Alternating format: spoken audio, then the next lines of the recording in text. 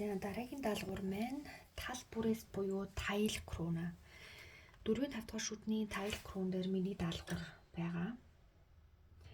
За тал бүрээс tile кроныг хийхийн тулд яах вэ гэхээр ерөнхийдөө болохоор MOD буюу mesial occlusal distal хэсгийн препарац явагдана. Тэгээд occlusal хэсгээс 1.5 доошоо буугдахаар. За хамгийн нэгдүгээрт occlusal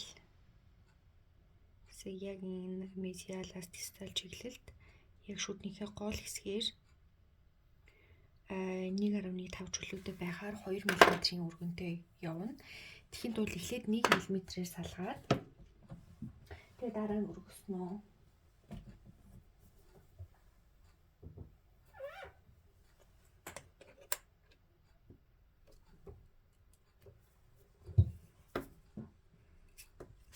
За 1 мм-ийн авсан байна.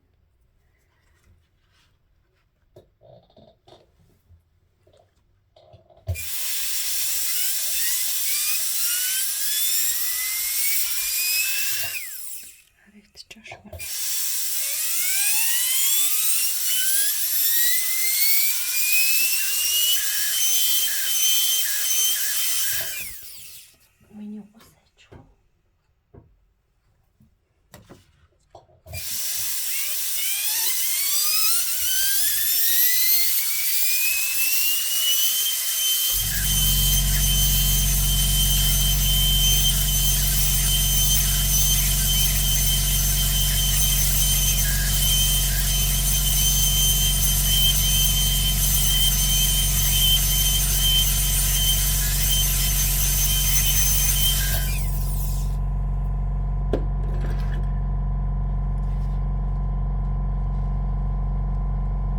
Энэ хоёр талын фиссурнаас доош хэмжихэд 1.5 байх ёстой.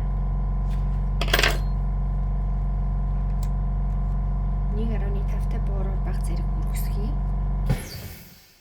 Энэ болохоор ингээд яг энэ хар зураасны доошоо 1.5 мм. Тэгэхээр бас энүүгээрээ хэмжиж болно.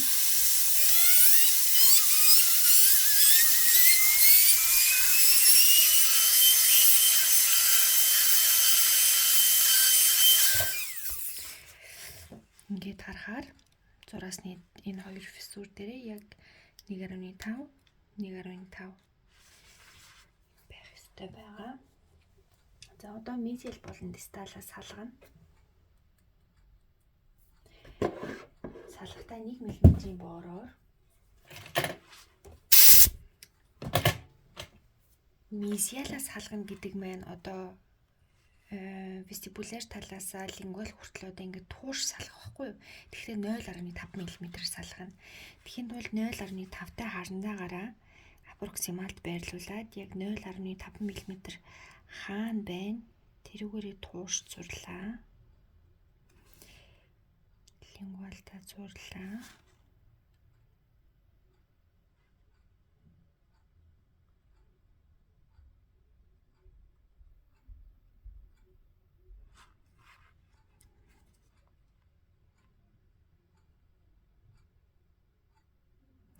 За энэс хэтрүүлж салгаж болохгүй гэсэн үг.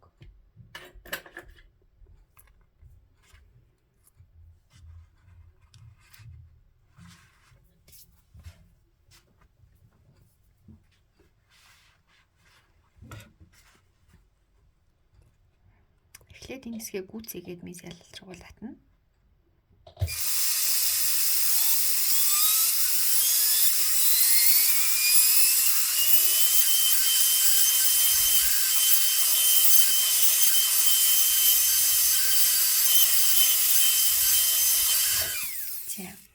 Одоо яг 1 мм-ийн боороор тэмдэглэсэн хоёр зураас хүртлээ доошоогоо 1 мм.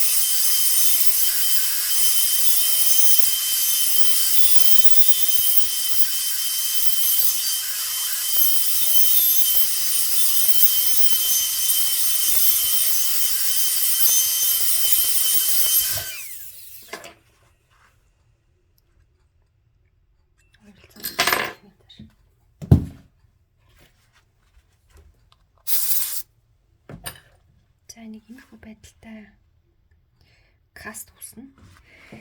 За дараах багчууд одоо хэрэг болно биднэрт. Мизиал болон дистал талын гингива рандрабшхайга Schmelzbeil.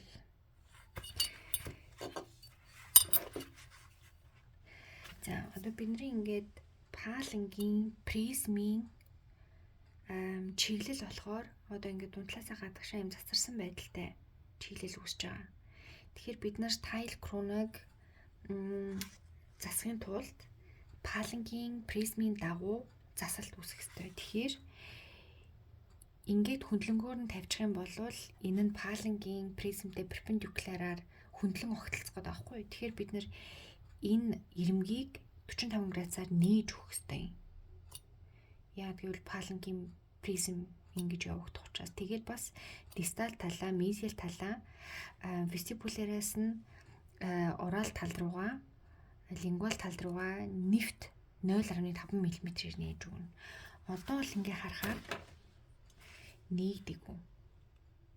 Тэгэхээр энийг нээж өхийн тулд энийг одоо жижигхэн ялтас үүссэн байгаа бол ялтсаа хунгуулж аавна. Тэгээд энэ тралаар энэ багчаараа баг зэрэг ингээд нээгч өгнө. Гар аргаар нээн. Дараа нь бооророо дахиад нээн.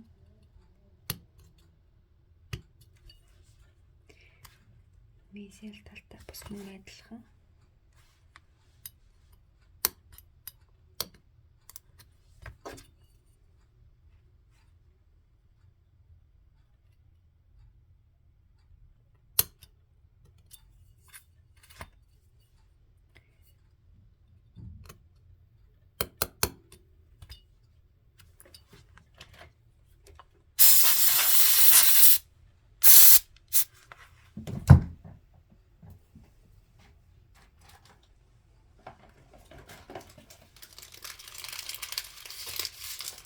За тэгээд металл стрипсээр өнгөлөөд өгөхөөр илүү цаахан сайн тодорно.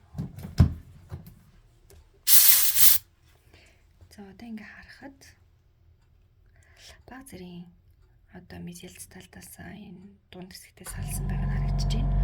Одоо ингээд оф нун гэд ингээд нээх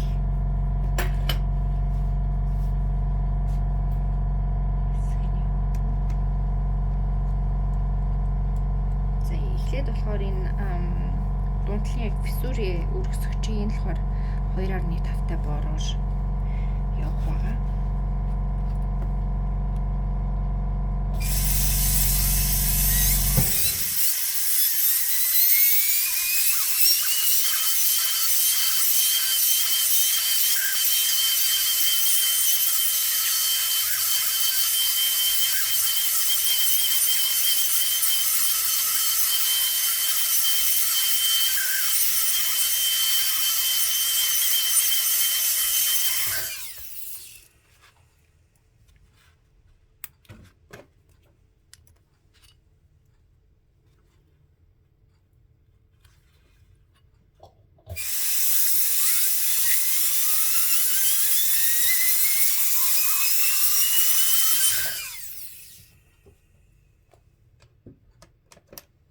За одоо occlusale reduction 1.5.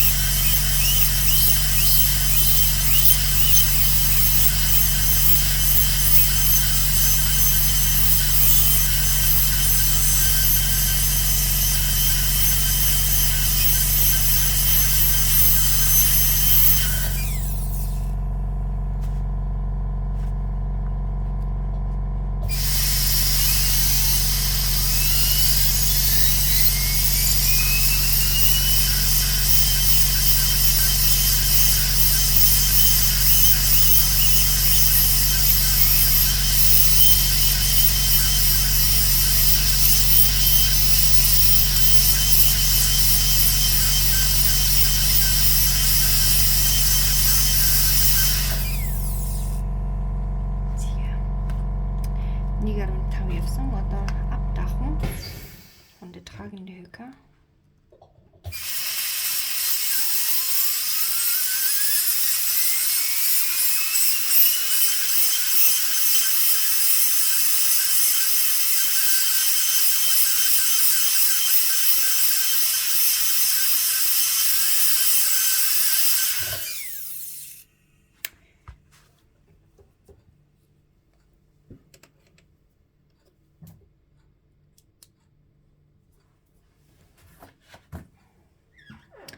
Одоо 45 градусын налуугаа нээж өгнө.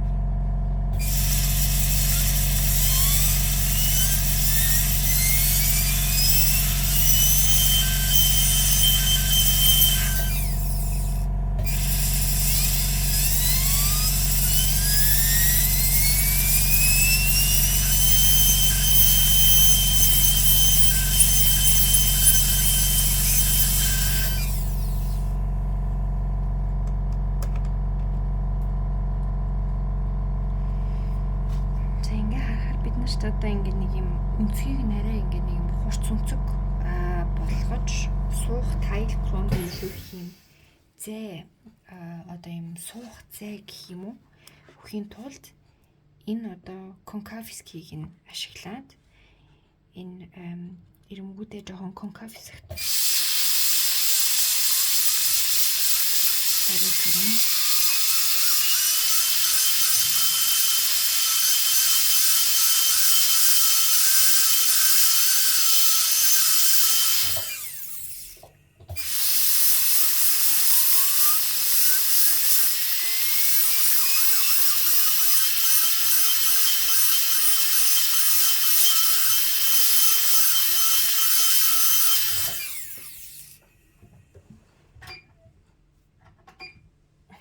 мянгатай болгож аваад ирэмгүүдээ дарнаа.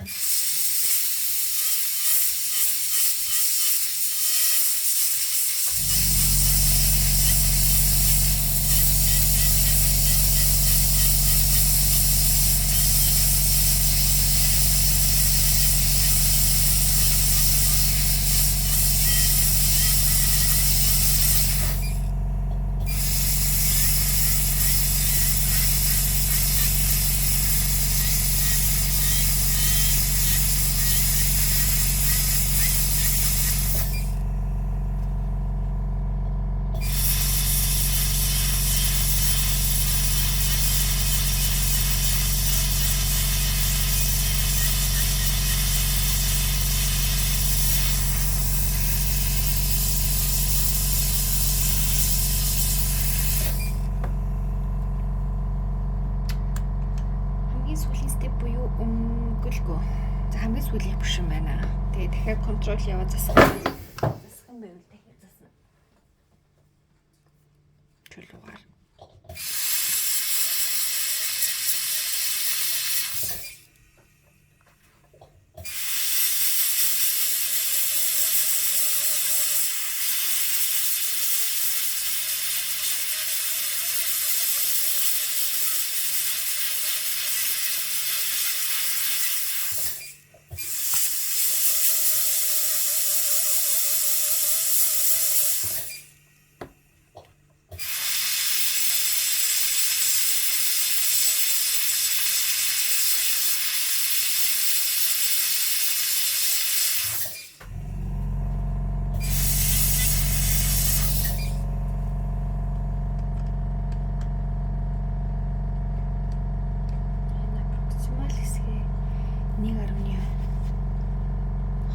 болон баг зэрэг томсгоод тэгээ налуулна.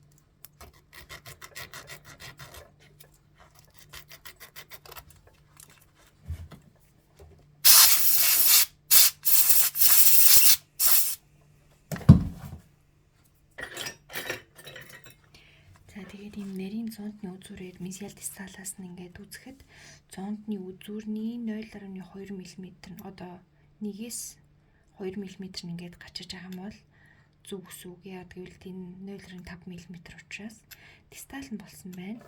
Мезиал талдаа бага зэрэг доошоо дахиж буулгаж жоохон гүнзгий засгаар байна.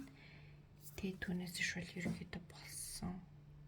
Иймэрхүү байдлын засалт болохоор тайл крона гэж байгаа. 4-5-ын тайл крона.